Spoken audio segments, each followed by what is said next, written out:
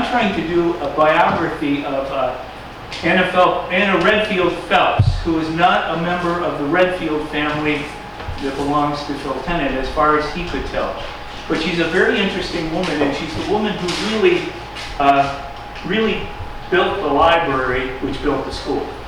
And what it looks like, which is really interesting, and maybe it's only interesting to me, she graduated from Vassar about 1879, and she taught physics. And she taught physics for about almost 20 years. And then she got interested in libraries. And I think she got interested in libraries when this started up, because she summered at the Glen Hotel. And she went to what was then the New York State Library School in Albany, and she graduated class of 1901. So, but what I have found is she wrote an article in the Library Journal in 1896 and then another one in 1902. The one in 1902 has the blueprint of this and has a photograph of this. And so I think it's the earliest photograph of the school. And in 96, she's talking about how the school comes together and how the library itself comes together. And I believe she wrote a thesis on the school, so a whole thesis. But when was the fire, Chip? Was Chip here? Yeah. 1907, was it? Somewhere in that neighborhood. The Capitol building, which was supposed to be fireproof, caught on fire. And it was an enormous fire, and it burned the state library, the state manuscripts, the treasures from the Revolutionary War. It all just collapsed in one giant mass. And it burned all the theses. And so I've written and corresponded with Columbia, with Vassar, and nobody has this master's, or it's actually a bachelor's degree at that point, this thesis. But I'm not giving up on it, because it's got to be the whole history of this place. And, you know, at the moment, all we have is about 8 pages of the history. I've also been researching Eric Kensett Rossiter, so that's another possibility. Yes, John. The sign-in sheet needs to go around and... Okay, the sign-in sheet, somebody thought it was doing well there, but if you haven't signed we in... usually pass it around. Okay. I think that we need this for the New York State Education Department if they ever start collecting the data. Okay. And the other thing is, if people have not received information from the Glen Haven Historical Society, Lauren has had an issue with her computer, and if you can give us your email address again, that would be very good. We'll make sure information gets to you. Email addresses are needed. The other thing which I found out, and Chip doesn't know yet, people have been concerned because our Facebook page, which is a page, not a group, and we thought, and maybe we will do a group eventually, but it turns out because we're an organization, it does not post to your feed unless you follow the Glen Haven page. So if you're not following, go in and follow us. You not only have to friend us, but follow us, okay? And then you have to up when you're notified. If it's default or current, there's a light column. And if you hit default, you get information 24 to 48 hours later. Okay.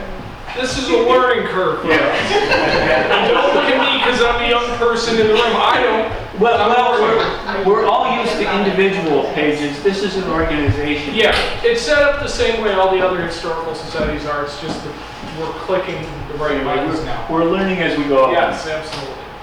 But tonight we have Kate O'Connell, who is the 6th generation of her family to live in Cortland. She hasn't lived in Cortland all her life, but for most of it.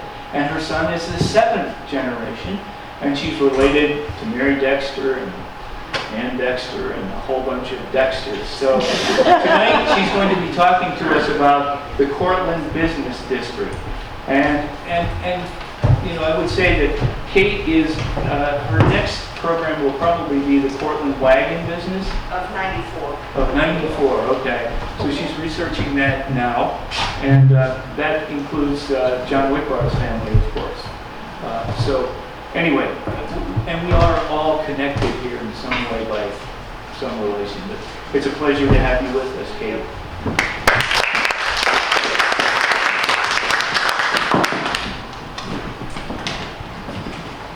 Try not to make this snap too much. I don't normally use these, so.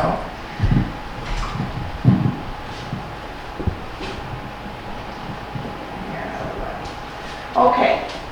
The first time I presented this, it was an hour and a half. There are a lot of slides. So I tried to shorten some of the early intros and some of the information on some of the buildings. But there are so many buildings. If you have a question on a location, do it then, because if we go farther in the slide, there's 270 slides. So I'm just giving you a warning now. There's a lot of businesses.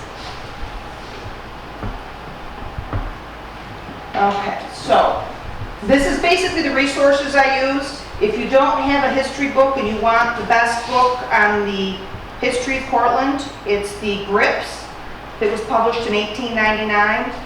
It tells you every store that was current then and every location they had been in the city of Cortland previous to that. And it's very hard to follow when they hopscotched up and down Main Street.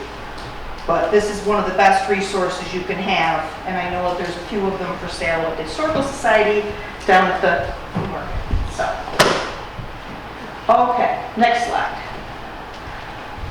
So, in 1789, the military tract was surveyed, and by 1791, the first settlers in what is now Cortland County, Amos Todd, his sister Rhoda, and her husband Joseph Beebe arrived via the Tailor.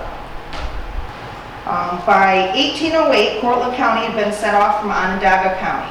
Preble Township came from Tully, Truxton from Fabius, and Solon, and at that point we had 6 towns making up our county.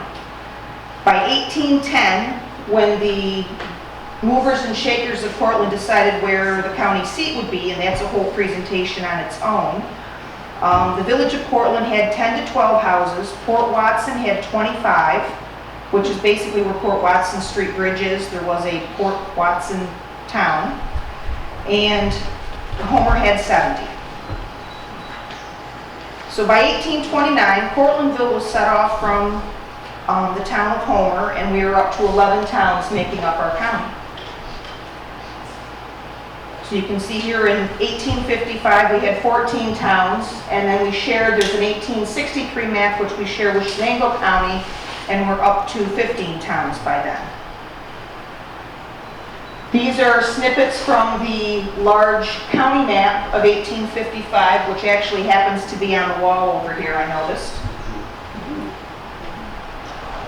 And that's a close-up, and if you can try to read the writing when it's really fine, but it's a very good indication of where some of the businesses were in that. But the easiest way to look at them is from the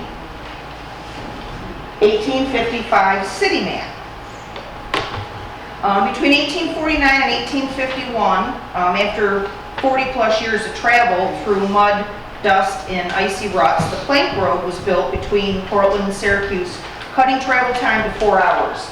And that would be indicated by the dotted line through Main Street in Portland.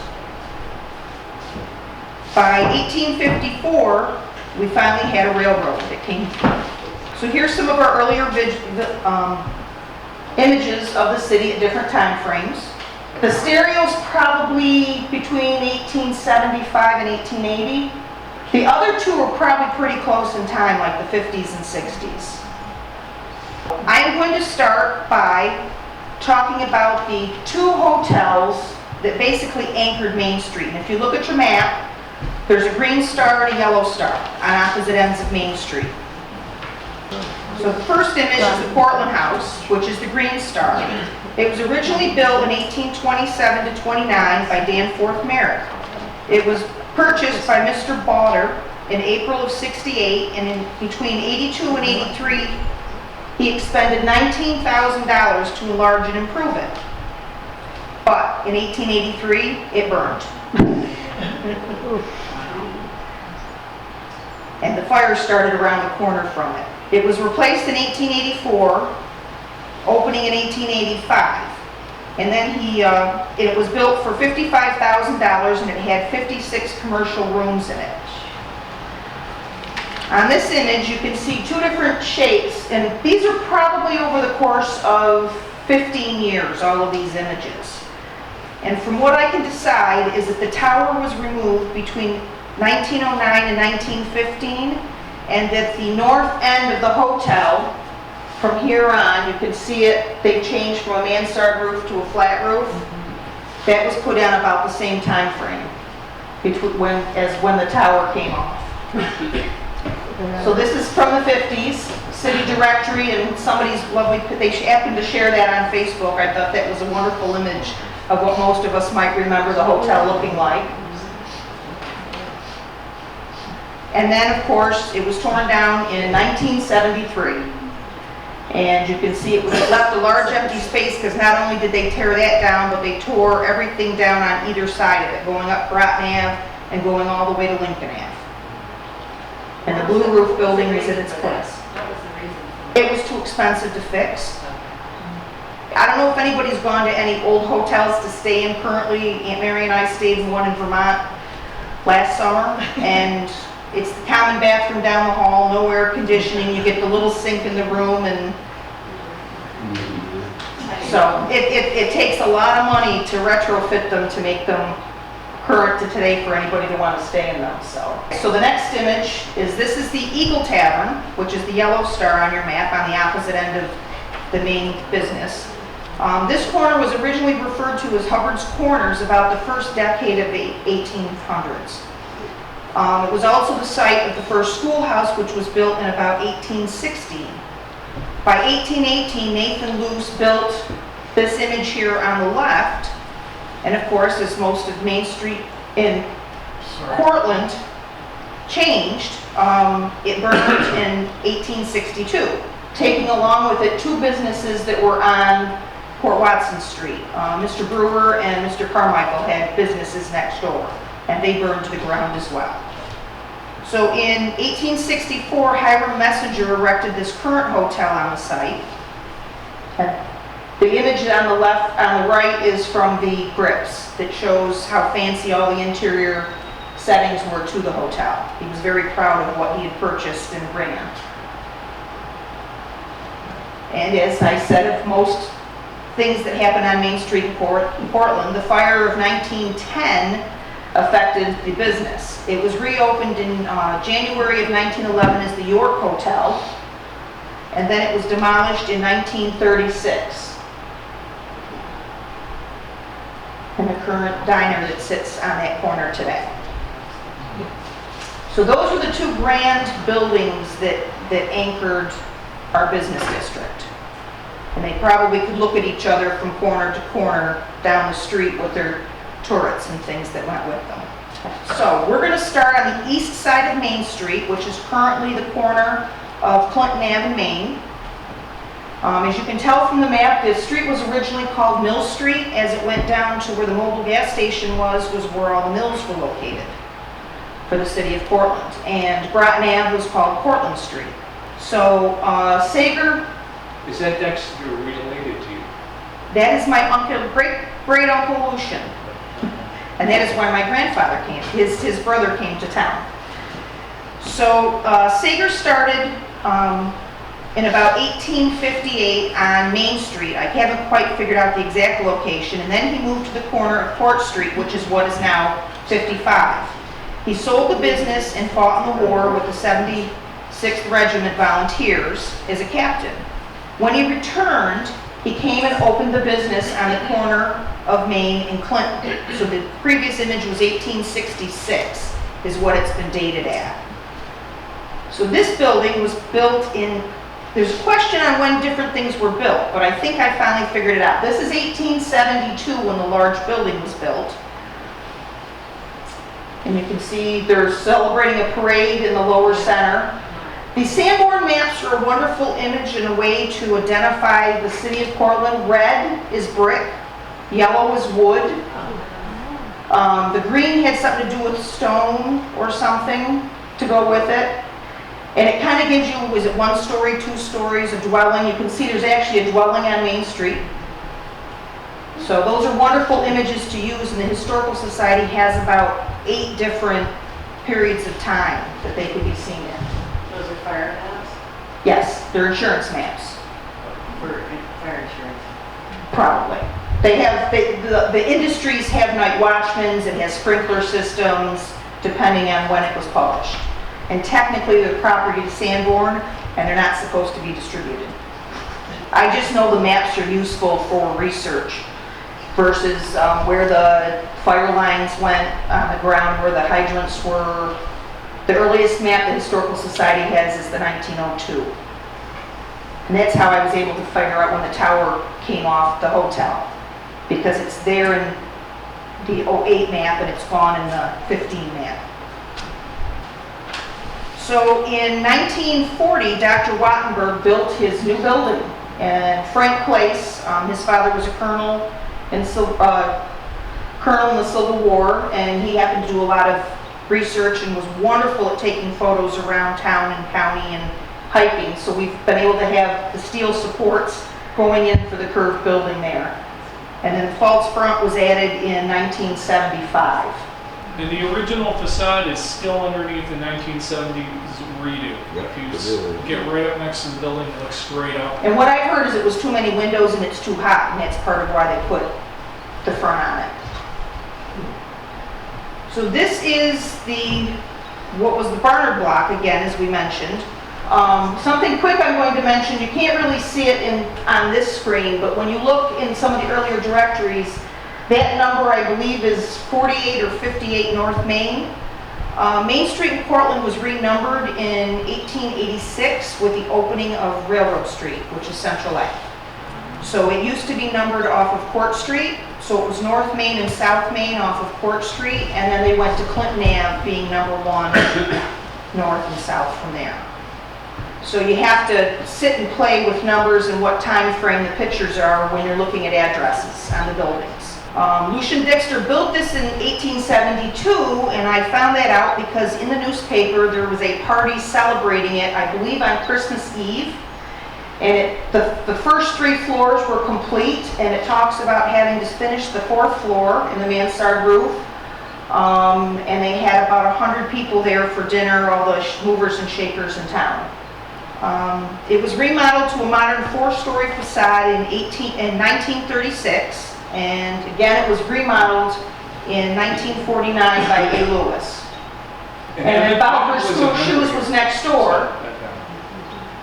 That's Mr. Lewis up there. That's Emmett. That's Emmett. Emmett, yeah, and Emmett was a member here. If you look at the top center picture, it's actually Buster Brown carpeting on the floor. And then, of course, the current image of the previous name of the Chinese restaurant versus the name that's on it now. But this is number 9 Main Street, which we refer to as the Beard Building. It originally started out as a wooden structure. Something interesting, in the 1883 city directory, they actually glued the photograph to the page in the directory. That's a real photo in the directory. And that's another one that, when you look at the address, you can see it's listed as North Main Street. Peck's. It says Peck's Furniture Store. When it was originally opened, Peck and Beard were in business together, and they did sell funeral things and furniture. And there really is not much change to the whole building. It was painted yellow in the 1930s for a period of time. And the only thing really different is if you look at the 2nd story center window from the original next to it, which is in these grips. That's the only real difference that has occurred. And the McNeils remodeled it about 10 plus years ago, and they've added an elevator to it and made it functional for today. And then we just finished completely redoing the top 3 floors again this year. But there's actually a staircase to go into the basement on the right corner of that building. Now, there was a controversy briefly on that when it was erected, it was between the easements between the 2 buildings. They went over their property line, which I know because my great-great-aunt happened to sue them for many years to try to recover a little money, because her access to her carriages and her livery was behind the hotel, and they infringed on the width of the alley. Of course, they didn't take the building down. So 1115, this is Miss Emily Cater Chadburn's house. It's the last lived-in family residence on Main Street in the business district. And it was believed to have been constructed in 1830. It was torn down March 4th of 1937 for W.T. grants to build their current stores. And their McNeil's development is now working on making them offices and workspaces, but they're trying to redo and put the facade back. Okay, the next section here, this is 17 to 33, which goes from the house down to Central Ave. This is the Garrison Block. The building on the, I have to look at them close. The building on the right was constructed in 1877 by C.H. Garrison from Troy, New York. The front wall was of Philadelphia brick and window caps, sills, and belt courses of cut stone from the Split Rock Quarry near Syracuse. And that was in the Cortland Standard promoting his brand new building. It cost $20,000. The building on the right, the windows on the building on the left side were, he was very proud of the fact that they were 7-foot by 10-foot panes of glass. This building was destroyed in February of 1884 by a fire next door. You can see the alley between the two buildings. It's a small wooden frame next door. And the building on the right is the new building. So there really wasn't a lot of difference when they redid it. Can you go back one slide for a second? It took me a long time to figure out, did it burn to the ground or did it not? The difference of this building is the original had connectors between the windows. The replacement building had capstones of a different color. So you've lost the belt course. This image is 1891 in an industrial edition. So that's the difference of the buildings, and so that image right there is between 1877 and 1884. McNeil's was in there, as a Harris's, and some of the earliers out of Grips are up on the top. So 1823, I haven't quite figured out when it was built. I'm assuming it was built when the Wickwire building was rebuilt, but it's a connector between the Garrison building and the Wickwire building, and it's only 2 stories tall. And Mr. Edwin Robbins had his cigar store in that little slot there. Okay, this is the Wickwire building. The Wickwire Brothers store was sold. They sold their retail business in March of 1876 to H.M. Kellogg and Colonel Frank Place. They wanted to concentrate on their new venture, which was out back behind this wooden structure here. In 1881, Frank Place left the business and it was just Mr. Kellogg. So this building here, this image is between 1881 and 1884. So the Great Fire of February 20th of 1884, there was an employee of the Kellogg's, Mr. Wilson, a clerk, removed a keg of powder from the store, preventing what would have been a more serious explosion. The Great Fire, they actually broke the bell, ringing the bell, calling people. Within 15 minutes of ringing the bell, the fire station was across the street, and they broke the bell. You can see in this slide, Woolworths is in the building. Now on the top, the opposite corners, Woolworths is located on the left business. They ended up moving over to the Garrison building about 1825, and they moved the center stairway to the south. So they changed the stairwell in the Garrison building to accommodate Woolworths. But always take a look at the top of the buildings and notice the details and architectures that are on them that we take for granted and don't pay attention to. Next on the block, we have the Union Block. This was damaged in the fire of 1884. They thought they were going to lose the whole block. They were able to save most of the Union building, the Chadbourne House, and the Dexter House, but they had started to pull everything out of those buildings, preparing for the whole street to go. This was called the W.C. Collins Block in the 1970s. The canopy was added on the lower right. The canopy was added in 1964. And then the sign for the front of the building was changed in 1976 after the Home Dairy left. And this is one of the last downtown structures that was built in the Victorian commercial style. In 1886, Burgess Clothing moved into the lower right corner of the Union Building. So, of course, we have another one. But between 1905 and 1910, Burgess added 35 feet onto the back of the store, making it 105 feet long. The fire of 1914, they lost the front and the south wall. And then the massing and the cornice treatment were probably chosen on the front of the building to match what the addition. This here is the addition. And this is a panel out of the bay window here. And that block happens to sit right up here on the square. And you can't do Burgess without talking about their advertising real briefly. So we have a gentleman, I'm thinking with an octagon building, it might be Sig Sauter's field down between Homer and Cortland maybe. The building on the top is a Frank Place photo, and that's on the Little York Crossing by the dam. And the building on the lower right is Port Watson Street, and you can see it's advertising 6A, and it probably says RR for Railroad, and 33 Main. So this is the building. The Dickinson and McGraw building was the building that was removed in 1886. It was 43 feet wide, edge to edge, and that is how we ended up with Railroad Street, which is currently Central Ave. So I think the building at the top, it's interesting in the stereo card, you can actually see it looks like a drive-through to get to the back. And that was part of the problem with Whipwires and other businesses having things down there. They had no access to get to them. So they decided they wanted to open that up, and they connected it to the rail, and it gave you a straight shot to the railroad depot. So we're going to do 35 to 55 Main Street, which is Central Ave to Court Street. This building was originally a brick structure, and you can see G.E. Butler, photographer, is in the upper left. He did a lot of the photographs of the day and that are in bricks, and that's his own ad that he showed there for his business in the Grips magazine.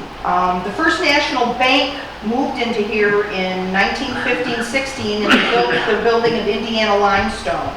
In 1938, an addition was added to the back when they merged with the Second National Bank. In that, they removed number 9 and number 11 Central Ave. In 1957, Stauber bought the drugstore from the bank when they moved again. So that's Stauber's drugstore at that location.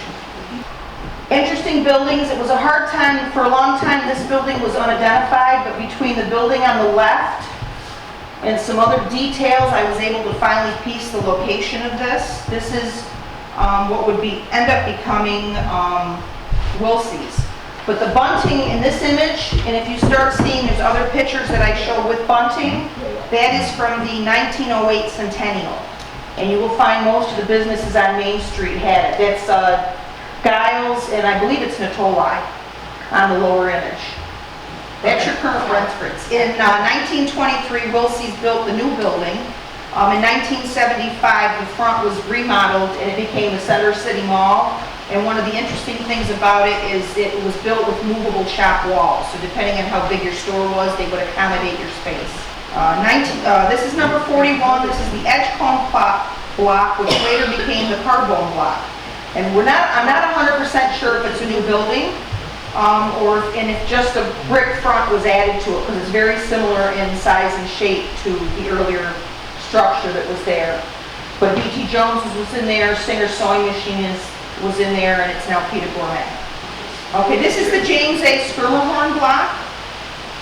He had a law office on this site in about 1847. This building was built in 1880. So you can just scroll, these are actually images you can just scroll through. Next. Some of the businesses that were there and changed and added and subtracted. One more. So in 1927, J.J. Newberry remodeled the whole floor to accommodate the first floor for their business. And Ginger Fusion and Asian Fusion is there now. This is 51 to 55 Main Street. This was built by George Copeland about 1860 to 61. This was originally the site of Jonathan Hubbard's house, which was settled in the area in 1802. And he built mills, and his family's here, and he's actually buried, his gravestone was just recently reset at the top of the Cortland Road Cemetery. The Rose Company, which was brothers and sisters. There was a drugstore in the center slot. And then the First National Bank. This is the original location of the First National Bank. And you can actually see, if you go by on the woodwork, you can actually see up here when they pulled the facade off, that you can see the word national written up on that top edge today. That's actually B.T. Jones's image in the bottom. That's their awnings that were there. Next. And of course, as we all know, how do we change Main Street in Portland? We have a fire. So this was October of 2005, and it still sits empty, sadly. We're going to go the next section of buildings. This is 59 to 89 Main Street. Okay, we're going to start with the Randle Bank. This was built in 1823 by William Randle, and it was the Randle Bank until 1866. His son incorporated the Cortland Savings Bank, and then was there until 1900. In 1912, it was remodeled by Michael Anthony and Michael Peterson, who came from Philadelphia. They lowered the first floor to make it street level. In 1932, the first neon two-colored sign was placed there. In 1935, they took over the McCarthy restaurant out back as an annex, adding 8 walnut booths.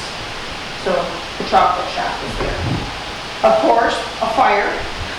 The fire of 1953 happened out back, I believe, in the annex in a restaurant. It took Melvin's paint store, and it took the Randle Bank. It was torn down in 1954. In 1955, the lot was purchased and the construction began on the First National Bank. And those are more of Frank Place's pictures as he wandered Main Street and was able to capture inside the building. The interesting thing is that when the bank opened, it's supposedly the first building with a concrete roof. And then the south addition was added at the site of the Second National Bank in about actually the addition was added in 1975 for a building that was torn down in 1963. One comment, the building on Court Street behind the First National Bank was Tickner's Furniture. Yeah. That's where these lights came from. Yeah. Here to the school. They came from Tickner's Furniture store. This is the Brunswick Hotel. It opened in about 1880. Henry Freer also operated a 99-cent store. It seemed to have had 2 storefronts within the hotel. And it's amazing. I can't quite figure out the whole hotel and the description of rooms and how it all fit in that square footage. In 1888, the building was leased from Mrs. Jane Freer to a new bank, the Second National Bank, which opened in December of that year. A fire burned, with the fire burning next door that took out the Randle Bank. You can see Albert's on the upper right, and their front is, you can see the soot coming through the windows. So that building was lost to fire as well. And that's just another, we're running, this is going to be 67 to 85. It's the next group of buildings down. So this is the Second National Bank had this building built in 1885 and moved next door. In 1936, the bank merged with the First National Bank, and that's why the addition was put on to number 35. Fishman's rented the space, which was a department store. And as the building started to deteriorate, they took the top 2 floors off. And then by 1962, the Fishman store closed completely, and the whole building was demolished in 1963. Next on Main Street is number 73, the Beaudry Building. This is still here, and you can recognize it. This building was built in 1885 by M.F. House, and the Beaudrys moved into it in 86.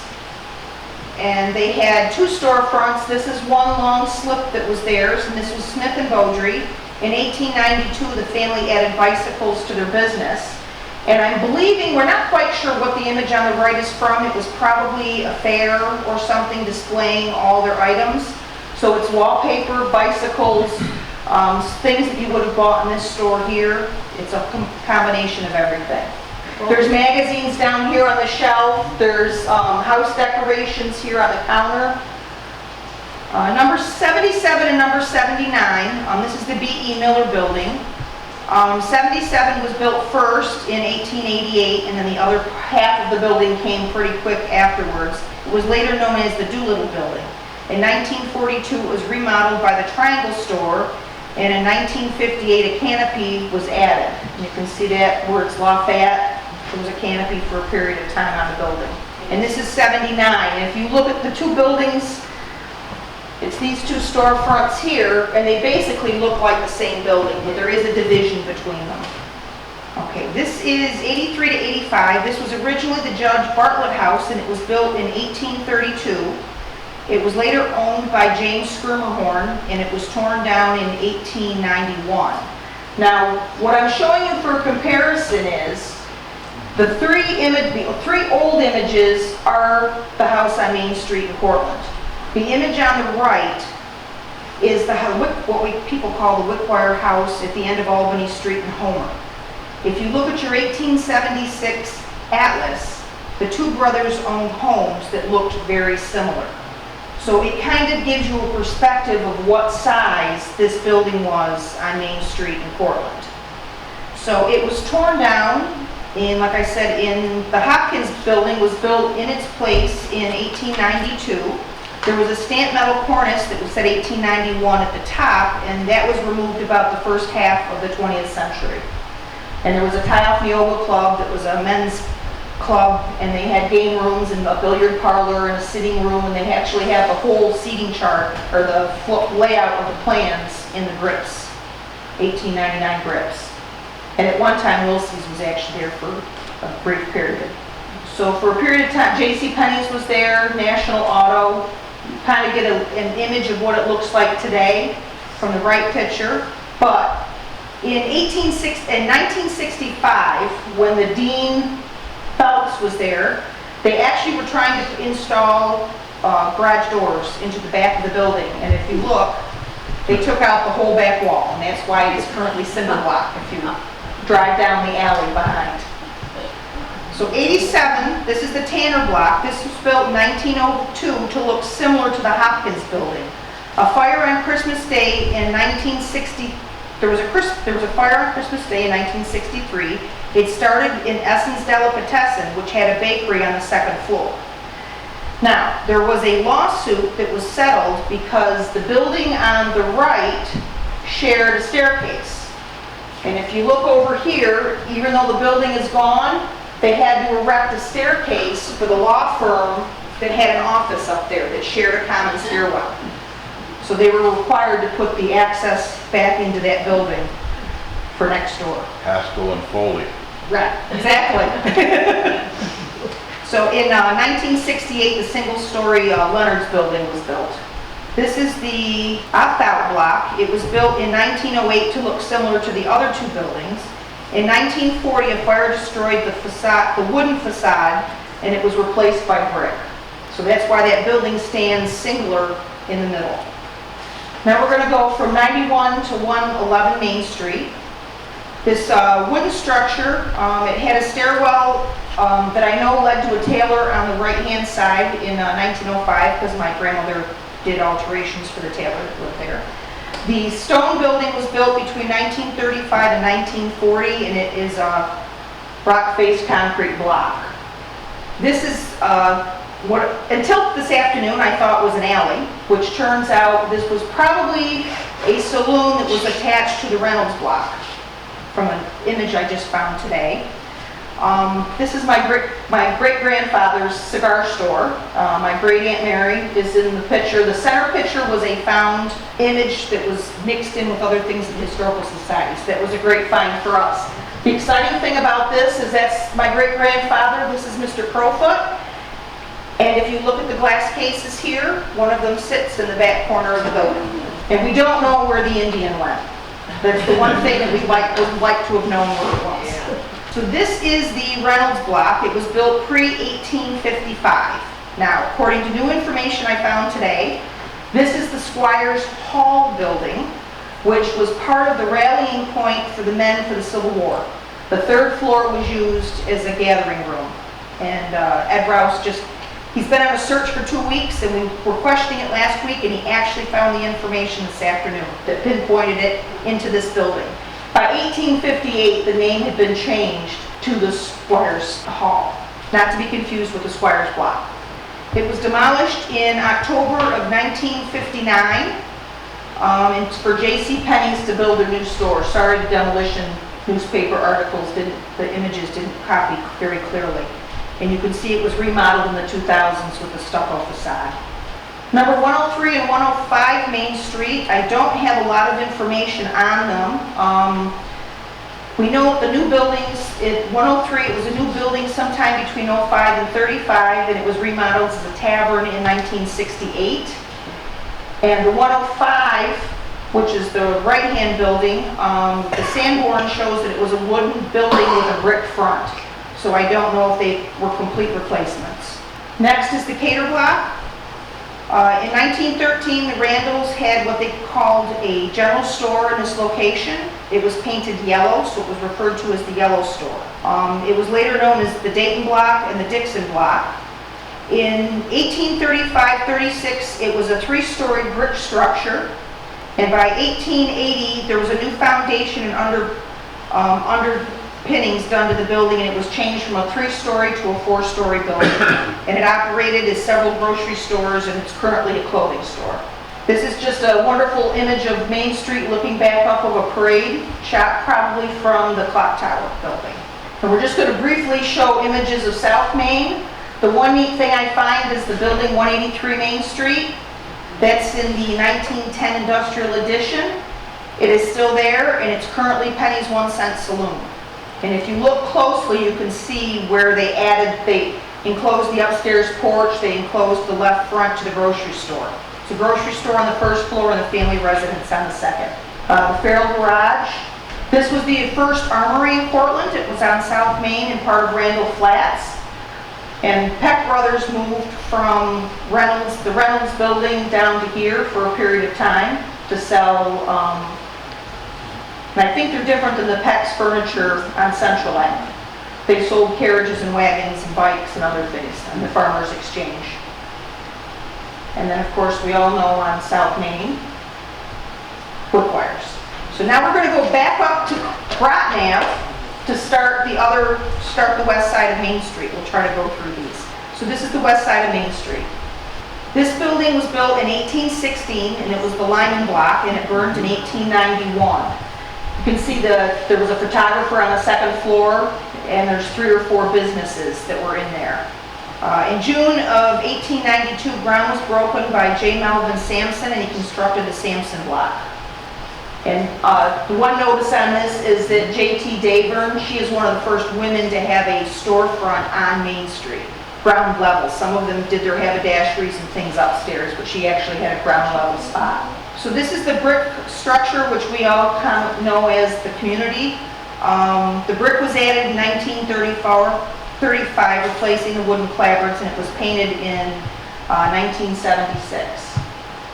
The next section is the Graham Block. It was built by Miles Howes, a Cortland architect, who also built the Hatch Library, the Beaudry Block, and the Churchill Block. And there were 3 storefronts, so it's actually 10.5 to 12.5. They redid the lower where Ritz Beauty Salon was redone in the last 15 years for the community. It's a seating area. This is 14 Main Street. This was the American Hotel originally. It was asphalt sided in 1940s. The front was changed in 1963, and the second store balcony was removed about 72. By 1977, it was considered the only wooden front building remaining on Main Street. The thing I find interesting is in the 08 Sanborn, there's a bowling alley in the back. Right at its end of its life, the north wall was shaped like a comma. It was bowing out so much that they finally tore it down. You could also see daylight all the way through that north. Yeah. This is 1618. It's the Swartz building in the current image of built in 1953. I have never found anything other than these structures being on that site. Short 2-story structures. There was a time when the block building was built, there had been a diner there briefly. but there was never tall buildings on that site, which I thought was very interesting and strange. 22 to 28 Main Street is the Masonic Hall block, and it was built in 1860 by Rensselaer Moore. The fronts were remodeled in 1963. This is an Italianate commercial building like the Messenger House, Brewer Hall, Taylor Hall. And the only building left in that, building that's left in that kind of style is the Barber Building in Homer. This is number 26, and as far as I can tell, since 1886, it has always been a jewelry store. It is currently today. This is number 28, which we know as Mullins. It was actually, Mullins remodeled it in 1962 and took off the top floor. They had an issue with the back wall and they decided it was cheaper to lower it. It would be nice to kind of see it. I'd love to see the facade taken off and hopefully what the brick looks like underneath. It was the original home of the Cortland Standard. And again, that's one of the few colored bunting images we have from 1908, and it's the Gardner 5 and 10 cent store. So we're going to cover from Orchard Street to West Court Street here in this next grouping. So this is 30 to 34, which is the Culvert Block. It was built in 1873, a two-story brick building. I love the Tippecanoe advertising on the side of the building. And this is just one of the storefronts that was in it. It was kind of like a grocery store, I believe. They actually had a cart. There's images of a cart that they went to people's homes and delivered. It was an all-encompassing, I think it was the precursor to the General Grand Union grocery chain. So we're going to cover, this is an image of this is out of grips, and it shows you the 4 buildings in a row. And actually, the 3 tall ones still stand. So number 36, this was built in 1887. It's a 3-story stone-faced bank building. It was Marine Midland for a period of time, which is now where Tompkins Trust is on the edge of it, kind of where the A. Lewis and part of the alley there. 38 is Fireman's Hall. This was built in 1875. The belfry was added after construction, and then it was later removed. The original sign was moved to Court Street when it was discontinued in 1915. A fire in November of '53 gutted the 2nd and 3rd floors of the structure. Yes, the offices, the Hitchcock, actually it was the Cortland Wagon Works burned. And what was saved was the office sign, and they were very proud that they saved the sign. Number 4042 is the Surrogates Building, and this was built in between 76 and 77. The office moved out in 1924 to the courthouse, and the building was sold. They actually chiseled off all of the details where it says Surrogates Office and any of the raised letters. The recessed letters are still there, and you can see them. The architects and the people, the movers and shakers at the time. So number 44 is the Tailor Building. This was built in 1888 by B.F. Taylor, who lived on the 2nd floor, and he was one of the founders of the Cortland Waterworks. The first floor was always a hardware store. It went from F.D. Smith's in 1888 to 64 and Bentley's Hardware until about 2005. And it's got beautiful stained glass and detailings on the building. There's an article somewhere along the way when Bentley's had it and they mentioned it. It may be in the 60s or 70s that they mentioned they've remodeled the upstairs apartments and they're quote unquote very modern now. Of course, everybody that remodeled their upstairs in Main Street said they were very modern, whether they were or not. And this just shows you a current, these are probably, the Mug was a bar in there, Fulmer Shoes. I remember Bowker's moved down to that location for a period of time. And if you notice on the right-hand lower building, I got a piece of information was shared with me on Facebook from a family member. See, why is it rough brick? Why does it look so messy? When the building next door was torn down, they found out that the Tailor Building did not have its own wall.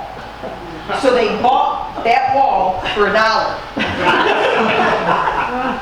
So they had to save the wall from the other building next door. And that's why it looks like it does. So this is the Taylor Hall. This was built in This was built in 1870. And you can see that it was actually the Cortland Athletic Association, had rooms up top. It was a very large community building in town. They did a lot of things in there. and it had 3 storefronts on the first floor. So we have Giles, we had O'Leary's clothing store up there, we had the Victory Restaurant was in there. And as we know, Main Street in Cortland falls and succumbs to fire. And so it's the single story, 1960 was the fire that gutted that building. And the new buildings were built on the foundations from the original. This is 56 to 60, which we refer to as the Wallace Building. A fire in 1884 burned, and it took the wooden structure out. And it was interesting that there was a shoe store and a jewelry store on the front, a tobacconist and a produce person. There was a dentist upstairs, a dressmaker upstairs, and apartments, all in this little structure here.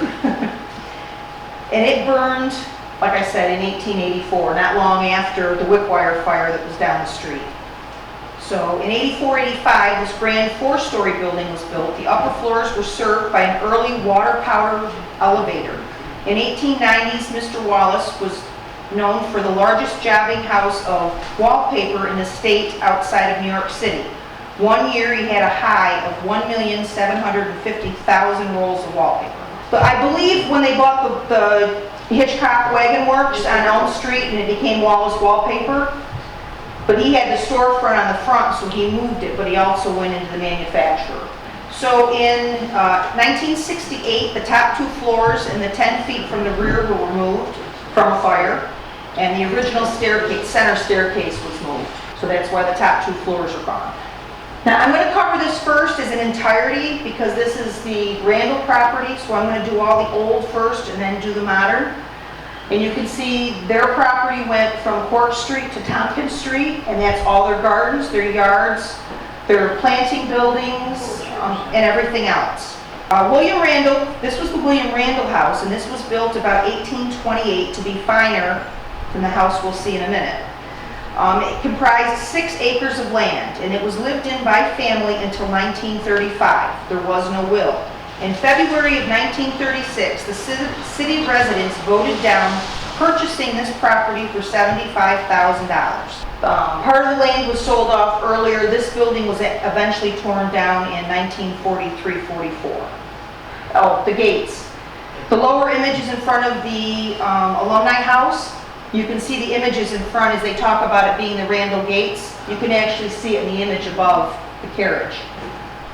J.R. Wickwire bought the building in the upper right at the auction as they auctioned all the things off. This was considered the garden house, and it was moved to his house over on Reynolds Ave behind Theodore Wickwire's house. J.R. rebuilt a house over there, and he used that in his gardens.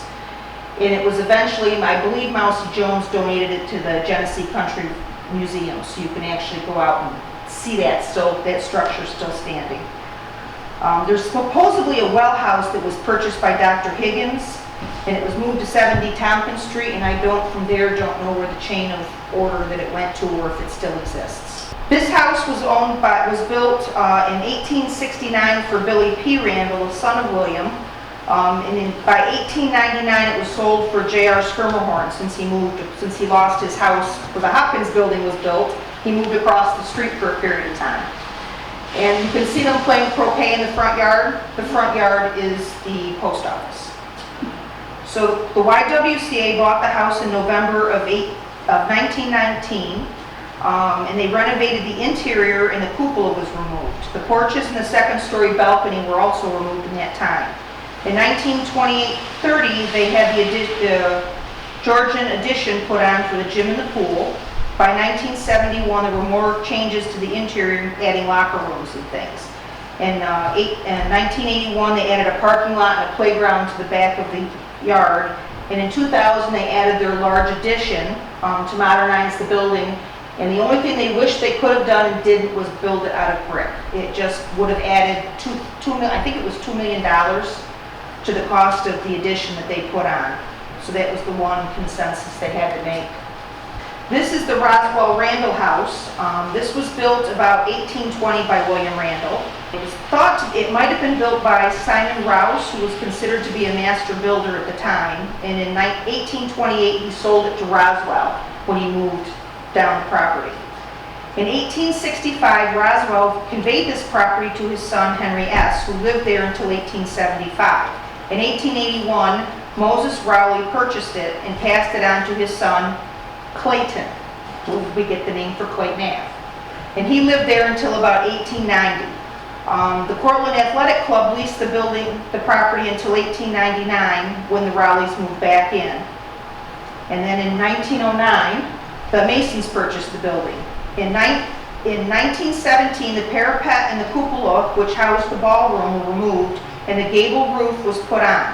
A 20-foot addition on the north side was added, and the second floor east window was blocked off. The second floor porch was also bricked in.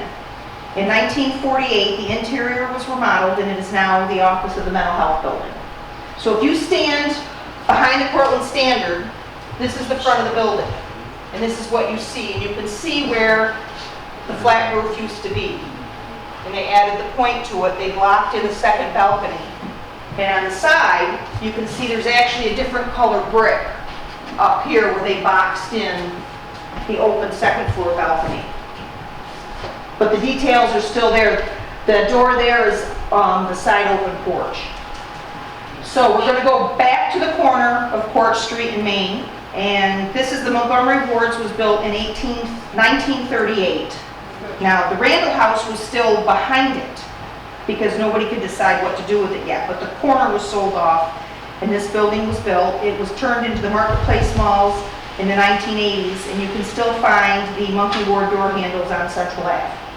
And it can still be referred to as a Montgomery Ward building, believe me, it has been for the last 40 years. at least in my life. I've only been associated here 40 years, but it's really... This is the VFW, and it was built around 1848-49 because Mr. Brockway, who lived in the house that you can see behind it, had bought the property. And he kept trying, okay, you don't want the building, I'll tear it down. Do you want it for parking lots? No. So when the city refused to expend any money on it, it was sold to the VFW when they built their building. You meant 19. I'm sorry. The post office was constructed in 1914, and it was the first permanent home. It had at least a dozen locations previous to that because every time the postmaster changed, the location of the post office changed. And it was originally built as a 5-bay building, and then in 1940 they were able to add the full structure that we see on the lower card. That's the basement as they were building it. And that's what actually gives us the location of many of the buildings across the street. And that was one of the first images of our family cigar store that we found, was from that image, and it was blown up. So this piece here, this is 96 to 102 Main. This was actually the first piece of land sold off from the entire Randle property, and this was in front of Rothwell Randle's house. And as we know it today, it's the Dark Horse Tavern. And this was built in 1873, and the building next door was, they're actually two separate buildings. This is the Van Bergen block, and that was built just a little bit after the Hubbard store. And the change on this is the second floor windows were changed about 1976, instead of being the curved top to it. I have never found, other than the image that is a drawing on the 1855 map and the one really difficult photo to see in the 1895 Industrial Edition, I have never seen another image of the house until the Masons had their addition on. I've searched many folders and can't find it. So this is the Cortland Standard block, and it was built in July of '82. They had 3 storefronts on Main and 3 storefronts on Tompkins Street. In 1967, the interior was remodeled to hold the presses. There was a hoist tower and a loading dock added in '68 and an elevator in '72. This originally, at the corner, the post office was housed here for a while, and the second floor was the location for the YMCA. So this just shows you a couple of the storefronts. The interesting thing about number 104, which is the fair store, I think, we're not quite sure when the mansard roof was cut off. They think about 1948. And it seems to be owned separately. Somehow they sold just that one section off from the Cortland Standard building. So this kind of shows you a printing press, typesetting rooms. You can see the employees, the standard, and that kind of gives you an image on Tompkins Street. At the one time, they were just on the backs, they were number 6 Tompkins Street was where their actual office was. And they rented out all the other storefronts for other people to use in businesses. This is just a view looking up Tompkins Street, and you can see the trolley. And then these are some of the buildings that are on the Squires Block on number 1 through 7 Tompkins Street. So just gives you an idea of some more of the things that were there at different periods of time. One thing I will say, Cortland Standard Building and the Squires Building, it's the same architect done a few years apart from each other. So if you ever see that photo looking down and they look pretty close to each other, same series. And I actually saw an image from a building in Syracuse, and it might have been the same architect as well. Somebody Really? shared one, and it looks very similar to our plot, to the Squires Building. Oh, wow. So this is the Squires Block, and it was about 1820, Rothwell Randle built the Eagle store. And it was a store until about the 1850s, and it was the largest and most prosperous around. And it's believed that part of that building is remaining inside the Squires Building, and I'll show you why in a minute. If you look, Chip and I were playing and trying to figure this out.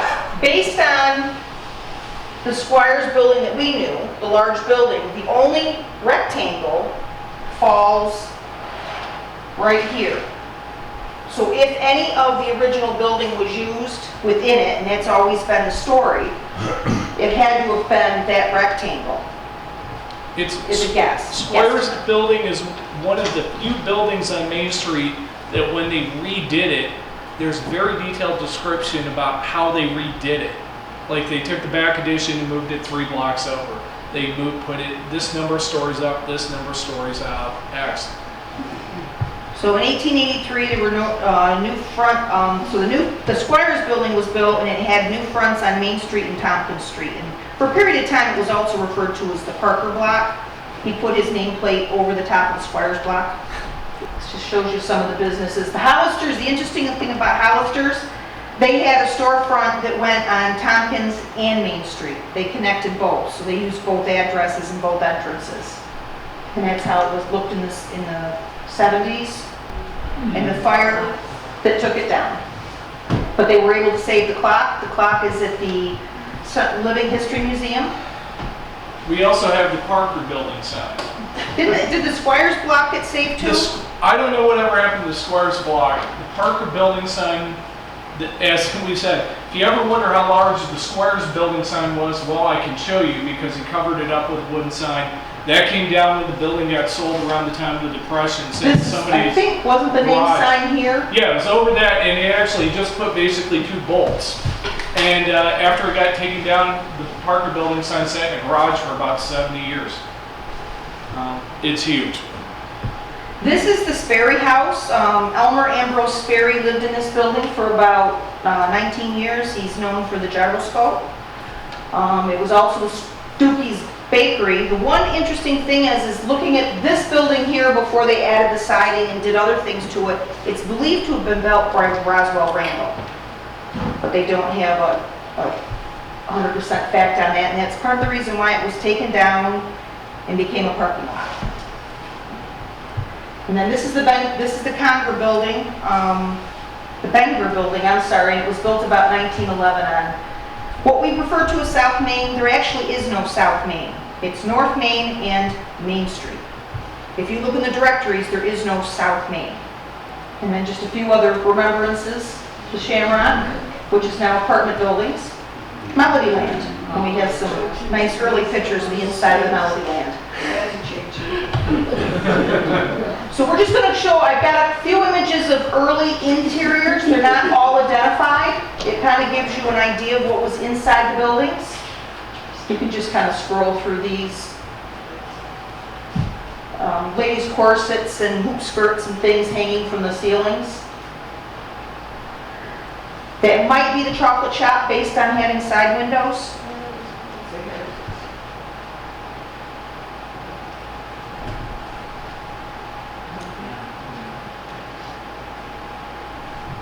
How would you like to get your meat from that?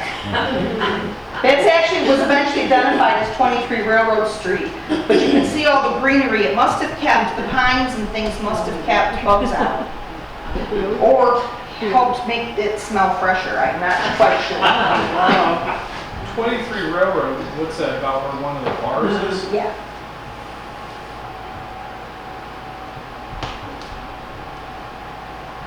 It's another meat market, butcher shop, a little later in time.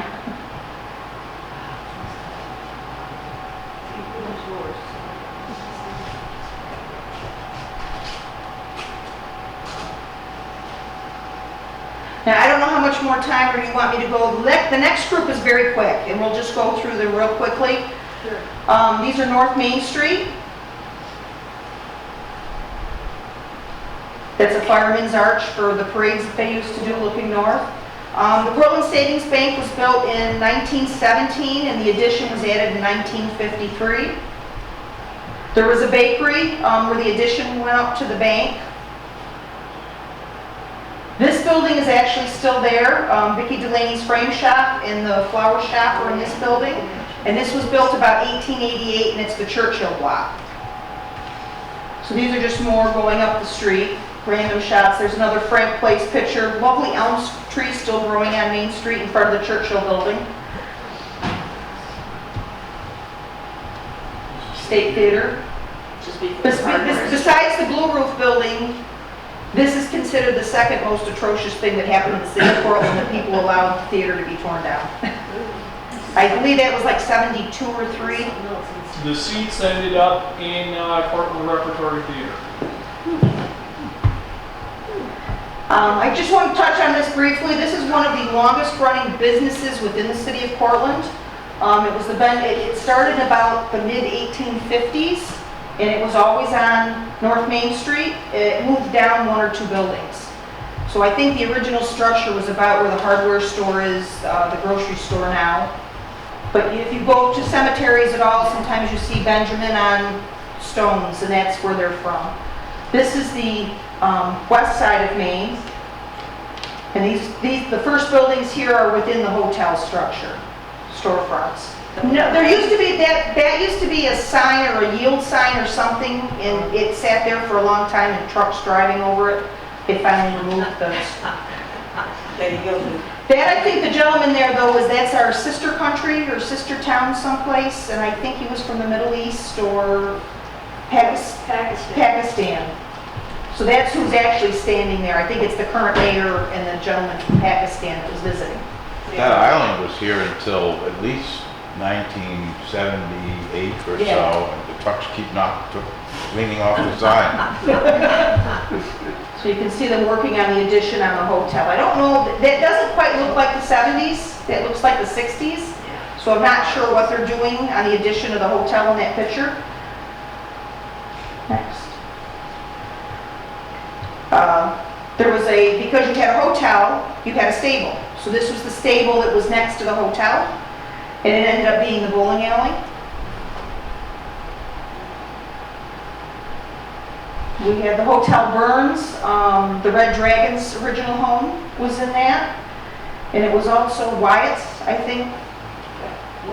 Wyatt's Restaurant. Was in that location as well. And as we move down, there's number 20 North Main. And as we touched upon number 9 Main Street, it was moved to the corner of Lincoln Ave and Main. And Shirley Heppel tried to save the building when everything else was coming down, and they said no. It was the last post-Civil War, or pre-Civil War building, the last pre-Civil War building on Main Street. They actually put it on rollers, logs, And moved it from 9 up pulled the it by hill. horses down to this location. How they got it onto the foundation, I don't know, but that's how that worked. And then it ended up being a gas station. That's the corner of Maple Ave and Main Street. Groton Ave, which was originally Cortland Street. There was a music store in the lower section of the hotel, number 6 Groton Ave. This is the Opera House. you.